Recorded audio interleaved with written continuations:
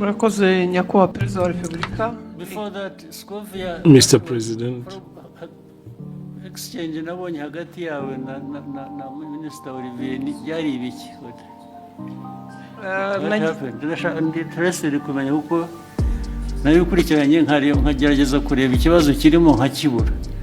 Now I want you to mbere yo kumbaza banza unsobanurire menye ibyabaye niki. Murakoze nyakubahwa Perezida wa Repubulika. Ikibazo cyabaye ko ntazi igifaransa neza ku rwego nyakubahwa Minisitiri yumvaga nkwiye kuba nkiziho. Ngerageza gushyira ijambo rye mu Kinyarwanda kugira ngo Abanyarwanda bumve. Aje kunsubiza ko ntabikoze neza.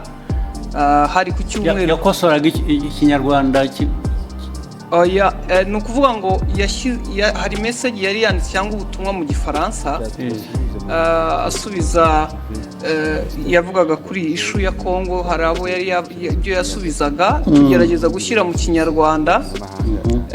Ngira ngo ntitwabivuga neza nk'uko Igifaransa kibivuga tugenekereje. Ariko se kuvuga neza hari icyo mwanyuranyijeho se cyo yavugaga?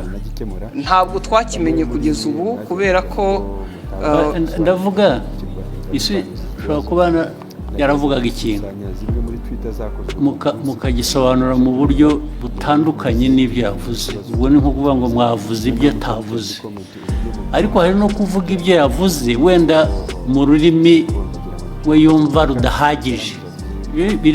Biratandukanye. Yego, icyo cya kabiri igihe nta kibazo mbonamo kuba wavuga ibyo navuze. n'ubu ngubu nimuva ugenda ugasobanura ibintu navuze cyangwa nashubije mu nzira iyo nabishyiragamo, ariko wenda ururimi rukagobwaho akantu gato, ntabwo njye nabibonamo ikibazo. Ariko ugiye ugahindura ibyo navuze Yesu ukavuga ko navuze no, ubwo biba byahinduye isura. Aho niho nagira ikibazo. Niko byagenze or what happened? ntabwo twigeze duhindura icyo yavuze. Nuko tutakivuze mu Gifaransa ngira ngo cyanyacyo kuko na message utabisobanuye mu Kinyarwanda ngo gihwanye n'igifaransa cyiza yavuze. Noneho ushaka intambara z'ubusa kweri. Hanyuma aza gusubiza, ndabyibuka hari ku cyumweru, ngira ngo hari nuko nari njyenyine iyo mba ndi kumwe n'undi aba yarangiriye inama itari igisubizo natanze. Kuko naje mvuga nti ntiwigeze utubwira ikosa twakoze ngo turikosore, kuko we yagaragazaga ko dukwiye gusubira kwiga Igifaransa. Kandi koko sinkizi, ariko abo dukorana bamwe baba bagerageje. Ngira ngo naho habaye kutumvikana na nyuma ndisegura kuko ntari ku rwego wenda rwo gusubiza. Ariko wiseguriraga iki? Ko nashubije Minisita ndi umunyamakuru muri urwo buryo. N'ubu ndacyasaba imbabazi. Oya, bishoboka ahubwo azagusaba imbabazi ariko kuko ibi bya protocol iby'abajanesi ntabwo birimo protocol. Yes, ndabona ushaka iki kintu ndashaka kuko nabonye hari ugusaba imbabazi sinabyumva.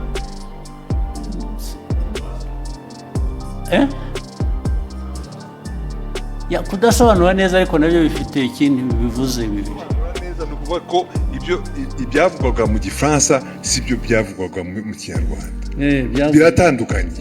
Si ukuvuga ko Ikinyarwanda cyari kibi. Oya. Ntabwo cyasobanuraga icyo Igifaransa cyavuga. Byanyuranye bite? It was not opposite. Sinibuka neza ariko icyo gihe twarabibonye twese tuti niba mutazi Igifaransa nta mpamvu yo gukomeza kuvuga mu Kinyarwanda mwihimbira. Ariko ubwo namwe mwagiye mu rurimi gusa ntimwareba content. Njye ndashaka kumbwira content. Nyakubahwa unyemereye buretse content nuko cyanyuranyijeho niki yavuze iki ku buryo kinyuranyije n'icyo undi yari yavuze. Aho izo mvi zanjye zinaye kuko no ariko icyo nibuka icyo gihe kuko twese twabibonye icyo minisitiri nta makosa yakoze avuga ati hari ibyo gihe navuze mwebwe musobanura mubwira abanyarwanda ibitari byo. Yes, ariko ntabwo wavuga utyo gusa utavuga ibyo ari byo nawe. Muri aka kanya mu mbabare n'izo urabivuga n'imbaraga ukagira ngo kuko hari substance hari na form, content na form. Content ya misrepresentinze ni iyi, ariko the form bijyanye na language bishobora kuba bitari uko bikwiye kuba bimeze cyangwa uko byumva, ariko did it change the content? Yes. Uravuga yes, nakubaza ntabwo bizi. Nibyo nibuka, ariko na minisitiri nawe arahari. Of course, n'ubundi iyo umbwira nkabaza minisitiri na mbere hose. Yes, minisitiri tubwire. Very important kuri jye, nabonye abantu bahereka. Ariko nta protocol iri mu ibi bintu. Nabonye hari wasubiza ngo abwiye minisitiri nabi, bisa nabi ko tubazi. Murakoze Your Excellency, ntabwo byari ikibazo cya protocol, ntabwo byari n'ikibazo cyo gusubiza minisitiri nabi. Nge nta kibazo nari mbifiteho, ikibazo ni content. Nari navuze bijyanye n'inama yabereye i Nairobi ya Africa Fraud Summit twari twagiyemo. Tujya ku substance nyine. Yes, kuko guverinoma ya Congo yari yavuze yuko ngo mu nama ngo bavuze ko u Rwanda rwabateye bakabibwira bari mu nama, kandi iyo nama ntabwo perezida wa Congo yari ayirimo, yaje irangiye bazanye umukandida wabo muri francophonie. So abanyekongo ibyo bavuze nibyo bitari byo. Hanyuma ndabivuga muri tweet mu gifaransa mbabwira ko ibyo bintu mwavuze ko abanyekongo ibyo bavuze atari byo. Hanyuma rero mu kiganiro na Scovia barimo bagerageza gusemura, barabiquestioninga byose. Bande ibyo navuze barabiquestioninga yuko muri ikiganiro Scovia n'abandi banyamakuru basangiye stage muri mama w'u Gasabo. Hanyuma baranavuga yuko bavuga yuko ibyo navuze ahubwo bagiye kubibaza umuhanzi witwa Sherry Silver wari watumiwe ngo aze muri party yagombaga kuba after the meeting ya Africa Fraud Summit. Ku buryo navuze yuko bitanakwiye yuko ariko ibyo bavuze bitajyanye n'ibyo bavuze ni ibiki? Nibyo ngibyo by'uko Congo yanenze u Rwanda mu nama kandi Congo perezida wayo ataranahari. Ibyo nibyo navuze, bo baranabiquestioninga. Barabikwestoninze cyangwa babiripotinze ku buryo butari babikwestoninze ibyo navuze. Bavuga ko ahubwo baza no kubaza umuhanzi. Babikwestoninze bavuga ko ibyo wavuze bitari byo, nicyo cyangwa ko bitari byo, ko bitumvikana, ko ahubwo baza kubaza uwo muhanzi ko ari wewe uza kubisobanura. Ikitarumvikanaga ngo nikize. Nibyo nanjye nibaza, kuko ibyo navugaga byari clear, kuko Congo yavugaga ko ngo batunenze ko mu nama ya Africa Fraud Summit, kandi Congo itari nahari. Baraje ariko ibyo ni Congo yabivuze. Ibyo ni Congo yabivuze, ngewe ndabinenga muri tweet mu gifaransa. Hanyuma ahubwo bo barananenga bavuga ko bidasobanutse ibyo ndimo mvuga. Bitasobanutse meaning what? Ko ibyo mvuga nenga Congo ko bitari clear, kandi ari nge wari uhari muri iyo nama. Ibyo navuze byari bisobanutse, kandi ari ikintu kimisinga ngaho. Bakwandika bavuga ngo ibyo bavuze si byo, bavuze ibyo bo kuri bo bakuvugiye ibyo wavuze se bitari byo. Oya, barabiquestioningaga yuko ibyo mvuga bitumvikana. Based ku bintu ntanumva, kubera ko it was clear ibyo navugaga byuko Congo ntabwo yari mu nama ishobora kuvuga. Babiquestioninze bavuga se ngo Olivier arabeshya, ntabwo biri ari byavuze, cyangwa yavuze bashatse kuvuga ibyo wavuze ariko babivuga mu buryo butari bwo, batanga indi content. Bavuga ko ibyo mvuga bitumvikana, ko ngewe ibyo mvuga nka Minister wa Foreign Affairs wari muri iyo nama ko ibyo mvuga bitumvikana ko ahubwo bagiye kubaza umuhanzi utari no muri iyo nama. Umuhanzi bamubarizaga iki? Kubera ko yari yatumiwe muri party yabaye nyuma y'iyo nama. Hari party yabaye, hari umuhanzi wari watumiwe ngo bafashe gutegura iyo party, ngo nibo baza kubaza mu bintu byavugiwe mu nama y'abakuru b'ibihugu narindimo. Aho ngaho niho hari ikibazo. Ariko ikindi kibazo muhitamo kubishyira ku rubuga guterana amagambo. Nuko hari hashize n'iminsi mubwira ibyo batagiye basemura neza, mwandikira bakamubwira ko babikora, nyuma bakongera bagasubira bakabidistortinga. Ibyo byaje kuba noneho bitari interpretation. Ibyo bavuze gusa ko ibyo bavuze atari byo. Ko atari byo, ko babi questioning. It is very intriguing. What is it? Nyakubahwa, murakoze kongera ko mu mwanya. Abandi mwari kumwe icyo gihe ni bande mbese? Ni abanyamakuru dukorana, ntabwo bari hano. Twari mu kiganiro gusangira amagambo magufi turebe turangize. Icyabaye, leta ya Kongo yavugaga ko bari bahari nk'uko nyakubahwa minisitiri yari yabavuguruje, nawe akavuga ko batari bahari. Noneho mu kiganiro kuko abari talk show atari ukuvuga ngo turasoma amakuru twakundi twihuta. Ikiganiro noneho tubiteramo urwenya, turavuga tuti se ko tutariyo nk'abanyamakuru, Kongo ikavuga ko ihari, u Rwanda minisitiri akavuga ko adahari, turaza kubaza uwo muhanzi twabonye we yaranahara tubwira ngo yarashinzwe protocole kuko yagaragaye yifotoza muri iyo nama na perezida w'Ubufaransa ari nawe. Mwibaza ngo noneho icyabaye ni iki? Twibaza ngo ni iki? Turaza kubaza uwo niwe utari ku ruhande rwa Kongo ntabe na minisitiri ashobora kutubwira ko yamubonye cyangwa atamubonye. Tubivuga dutyo turagenda. Nyakubahwa Perezida wa Repubulika ngira ngo ikibazo cyaje kuba ubwo nyakubahwa minisitiri yazaga kuri Twitter akoresha imvugo igira iti Madame Scovia, Mutesi, ikiganiro cyanyu kiratera urujijo mu Banyarwanda. Inyandiko yanjye yanditse mu rurimi rwumvikana. Ubutaha muzashaka umunyamakuru uvuga neza Igifaransa asemura inyandiko nk'iyi uko bikwiye mbere y'uko muyiganiraho. Nibiba ngombwa muzabaze. Ariko urumva muzambaze. Uretse ufite ikibazo. Olivier ko avuga, ko minisitiri avuga, ni nk'aho bavuze ngo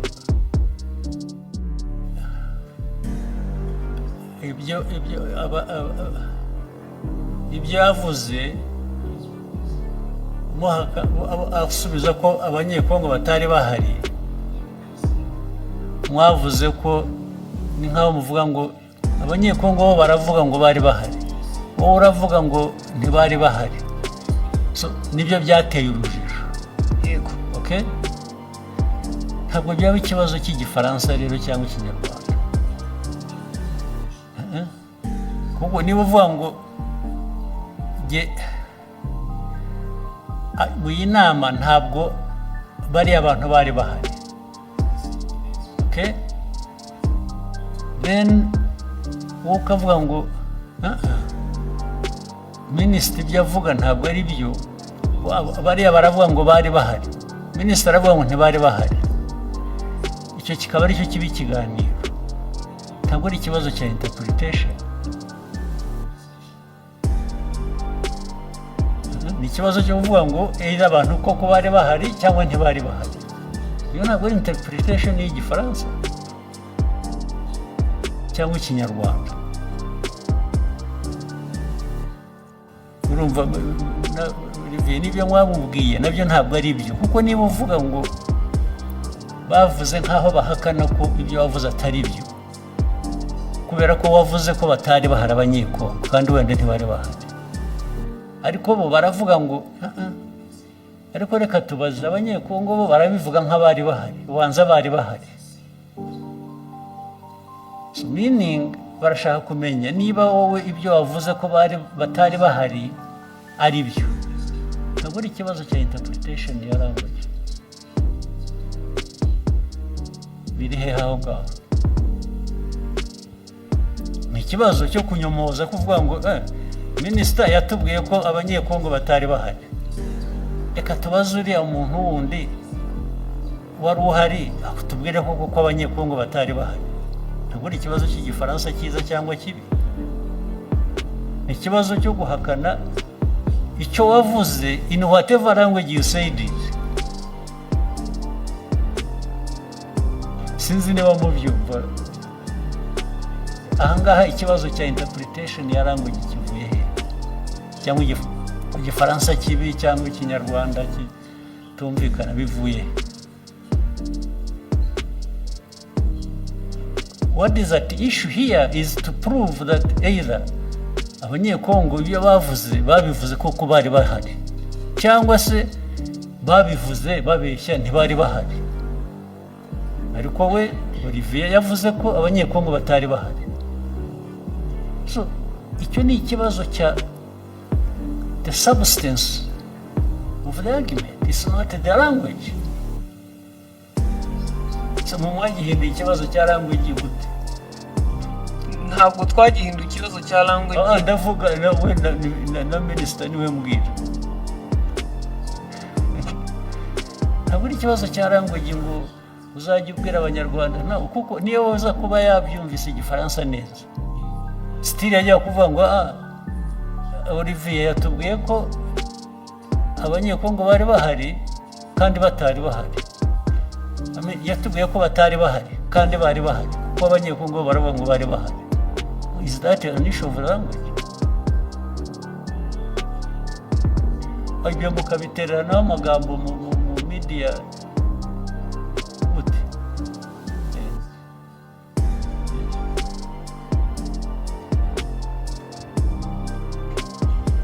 Mwakoze kutwemerera kuba dufite telefone. Nitwa Mutuyezo Swald. Byose narabikurikiye, ndetse nanjye nagize comment ikiraho minisita aranyandikira, kuko navuze ngo bakwiye kuba babiganiriye mu gikari bitari ku Karubanda. Minisita arambwira ati byari bimaze kuba byinshi. Nge uko nabikurikiye nkanabisesengura impamvu minisita yazanyemo ikibazo cy'igifaransa ni impaka ni ndende, ntabwo ari kiriya gice cyonyine. Hari ukundi babisemuraga ukumva harimo amakosa. Ntekereza ko rero mubabaje njye mbona hari ababirigi nibo babazwa nuko nta nubwo bababajwe rero na content n'ukuri bababajwe na language. Yego, mu buryo basemuraga birashoboka ko ni isesengura ryanjye. Minisita atekereza ati ubwo niyo conclusion bakoze ishingiye kuko baba batari kumva neza ubutumwa. Mpagurutse ngira ngo nkemure iki kibazo, n'umuntu yandikiye arambwira ati ndabizi ko wabikurikiye, saba ijambo ukemura ikibazo. Noneho iyindi interpretation, kari akantu ka Sheru Silva Scovia yagakubisemo nk'uwiterera urwenya, ntabwo byari ibintu biremereye. Ariko minisita aravuga ati mamorwa Gasabo irakurikirwa cyane, aba bakurikira bakeneye amakuru atomoye azira urujijo. Ariko amakuru yari ari aho ngaho nayaye ko nta kiriya kibazo cyari gikomeye ko Perezida wa Repubulika kumva abanyekongo bavuga ko perezida yari ahari kandi yaraje byarangiye, ndavuga Tshisekedi. So noneho we minisita yari itonze ashishimura message azingo arabwira abanyekongo ntababazwa no kubona ari abantu baje bagasa nk'abayigabanyiriza ubukana, ariko ni ibintu bashoboraga gukemurira mu gikari. So ni ibyo rekana yo gutinda mu bavuga kubikemura. Nge ntabwo ndabona ikibazo cye kibanza, ariko mwarabuza akazi. Ariko na ba minisita wajya muri iyo argument harimo iki ntaracyo. Albert wahoze uvuga cyane zirukomeye wecyo substance aho ngaho yabaye yigiye ko nayo yazanye intambara mu bantu bakajya iki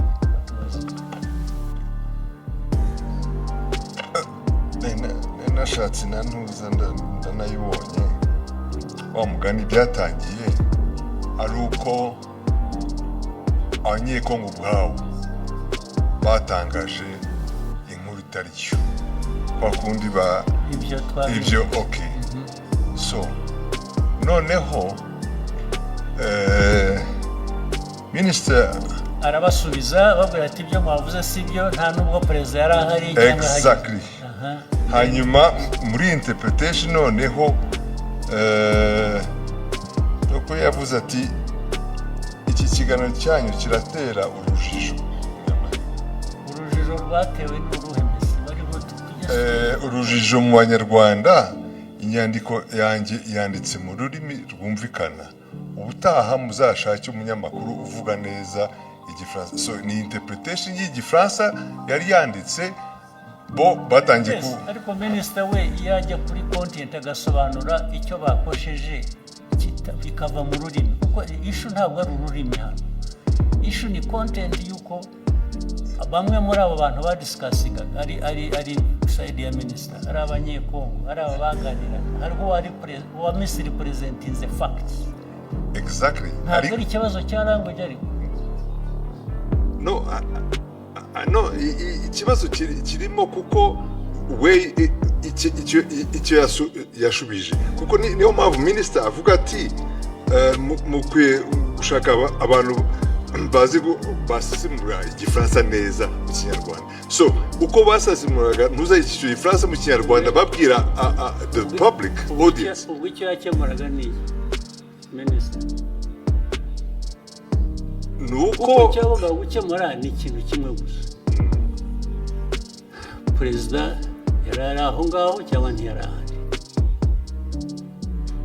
ntabwo yari ahari ibindi byo ururimi wabivugamo rwose doesn't matter ikimataringa ni fact yuko either abantu mu rurimi bavuga urwo rwose rwaba ari ruzima rutari ruzima baravuga ko perezida yari ahari kandi atari ahari niho substance sure ariko ibyo ngibyo uvuga ni nkaho argument iri ku language it's not on no the argument is nk'itangazamakuru in fact kubwira abantu ibitari byo kandi nawe impamvu bibaye ni ukutumvise neza icyo gifaransa ariko arabera urumva ntabwo ari we ari na nyine ikibazo cyanyu ni language ikibazo cyanyu ni substance the substance that is the wrong message ugeza ku banyarwanda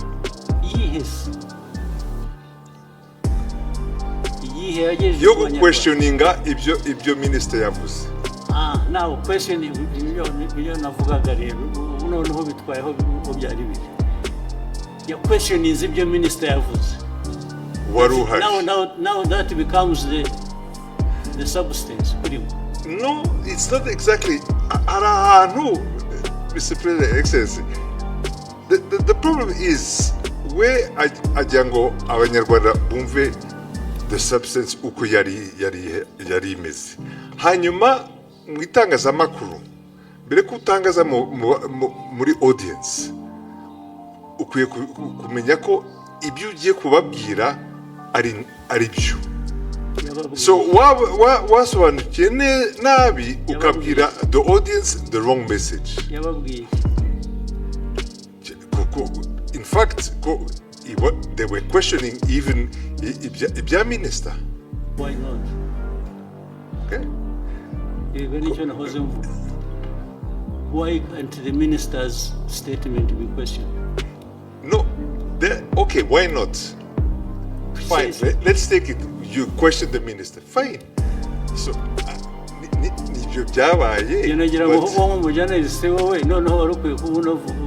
you should be asking what I'm asking. Now if you go a journalist agomba guconforminga ku byo minister yavuze, it's not right. Okay, in fact, tuvuge nkanjye wabikurikiye icyo gihe kubera ko narinzi inkuru uko yari iteye. For me also I was saying kabisa mugenzi wanjye mu itangazamakuru ari aratangaza inkuru itariyo. That is my personal. Ariko yatangaje iki? Ko ya questionings, utangaza no questioninga no kubaza uvuga ko ushaka kumenya ukuri. It's not ntabwo gutangaza. In fact, ni nkaho yemezaga ko wenda ibyo abanyekongo bavugaga byari byo. ariko kandi yashoboraga kubikura berecisha make hari aho byanditse muri iyo language, hari aho yabikweshinze byaba mu cyongereza mu gifaransa cyangwa mu kinyarwanda. jewe uko minisitiri avuze ibintu wari uhari nk'umunyamakuru nagendera kuri ibyo ngibyo. Kuki umunyamakuru uwo ari wese ushatse atavuga ati ngiye ushobora ko biri ariko byabaye kubera ko undi yavuze ko atari byabaye, yaba ari umunyekongo cyangwa undi ishu ni iyihe? Ubwo we Olivier wumvaga ikibazo ari iki? Mwagiye mu mpaka z'iki ko noneho bigenda biba ibyo ni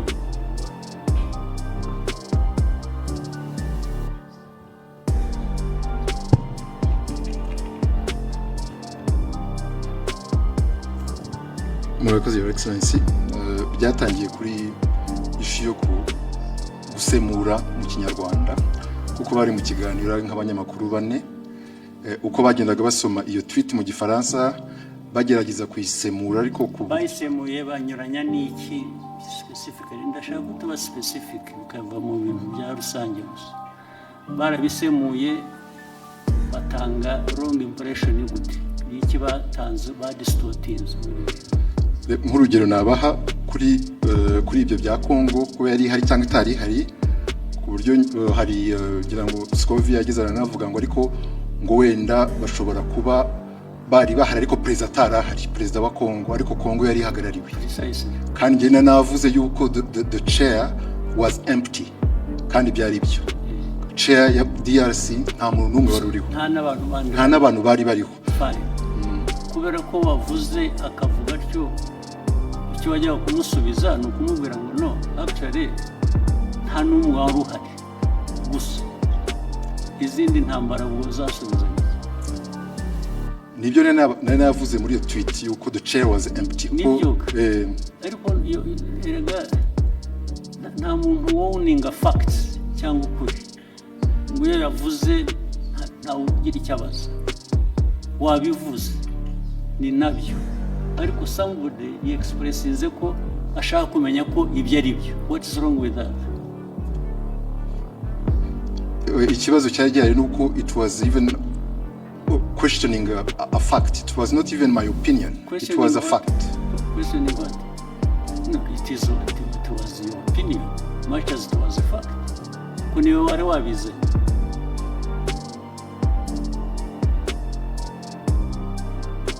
Your opinion can be a fact, much as it may not be a fact.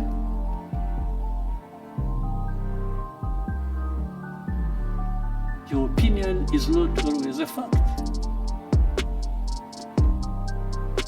Nobody, this is why I'm telling you, nobody owns the fact. And that's why journalists, as we know it,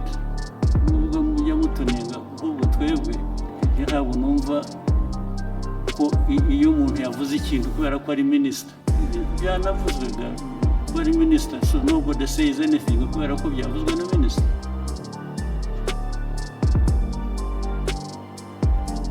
How?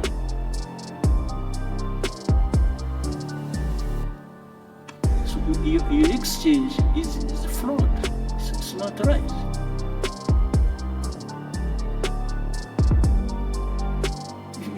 Even if you really wanted to act even as a minister, you wouldn't have had this exchange like the way you did.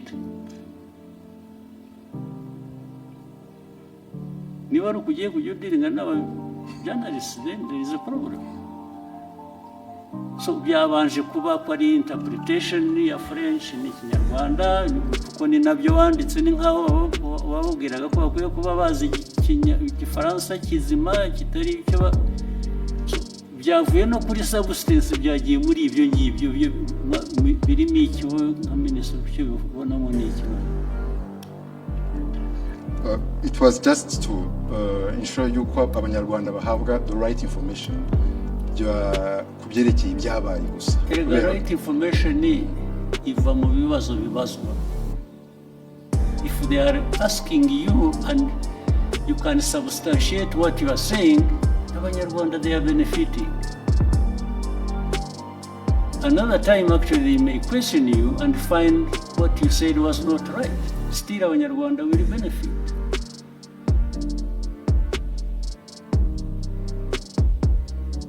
Because Olivier does not have a monopoly of facts. Do you? No, I don't, sir. Hey, so.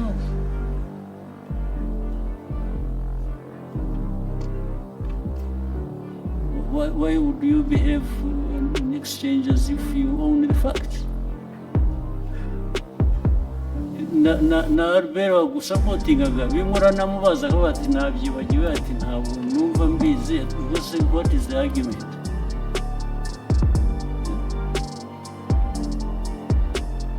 Uvaneho kajagari. So you ask what you are. Actually, what concerned me why I raised it, I saw him her apologizing, and I thought she didn't have to apologize. Apologize for what?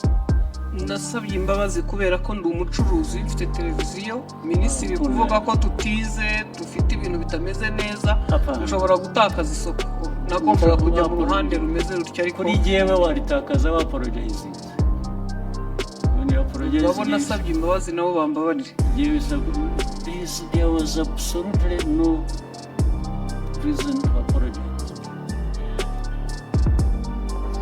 Ndabashimiye mwe mwakomeje gukurikirana Ndi Umunyarwanda TV, ibitekerezo byanyu, inyunganizi mwatwandikira muri komenti, kandi n'undi wifuza kuba yaduha ubutumwa cyangwa se ubujyanama n'inkuru twakoraho, nta kibazo watwandikira kuri iyo nimero ubona muri comment section. Murakoze, mugire amahoro. Ciao ciao. Okay, go ahead.